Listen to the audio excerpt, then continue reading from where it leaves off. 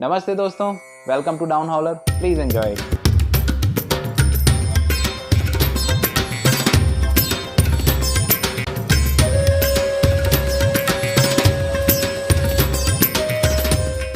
तो जैसा कि बहुत सारे लोग स्टोरी पढ़ते हैं, ब्लॉग पढ़ते हैं, आर्टिकल्स भी पढ़ते हैं, ऐसे ही एक बार मैंने एक स्टोरी पढ़ी जिसने मेरे ऊपर काफ़ी इम्पैक्ट डाला और मैं उस स्टोरी को अपने तक नहीं सीमित रखना चाहता। मैं उसको आप लोगों के साथ भी शेयर करना चाहता हूँ।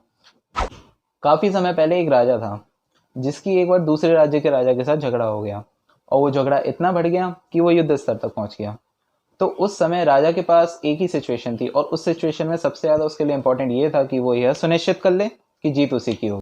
वह अपनी सेना को दुश्मन देश की सेना के साथ लड़ने के लिए भेजने वाला था, लेकिन उसे यह नहीं पता कि जो दुश्मन देश की सेना है वो उसकी सेना से 3 गुनी ज़्यादा है। लेकिन फिर भी उस राजा ने बड़ी हिम्मत के साथ दुश्मन देश तक का सफ़र समुद्र के जरिए तय किया। वहां पहुंचकर सेनापति को आदेश दिया कि सारे सैनिकों को वहां जहाज से उतारा जाए और जितना भी गोला बारूद है और हथियार हैं उन सबको भी उतारा जाए। फिर जब उन सबको उतार दिया गया उसके बाद उसने सेनापति को दोबारा आदेश दिया कि जो जहाज उनको वहां तक लाए थे उन्हीं जहाजों को जला दिया जाए। आपको क्या लगता है कि उसने ऐसा क्यों करा होगा? उसने युद्ध करने से पहले अपने सैनिकों को संबोधित करा और संबोधित करते हुए उसने कहा कि जैसा कि आप सब देख रहे हैं कि मैंने अपने जहाज जलवा दिए हैं, इसका अर्थात यही है कि हम यहाँ से तब तक जिंदा नहीं लौट सकते जब तक हम जीत न जाएं। कि हमारे पास कोई विकल्प नहीं है, या तो हम जीतेंगे या तो हम मर जाएंगे।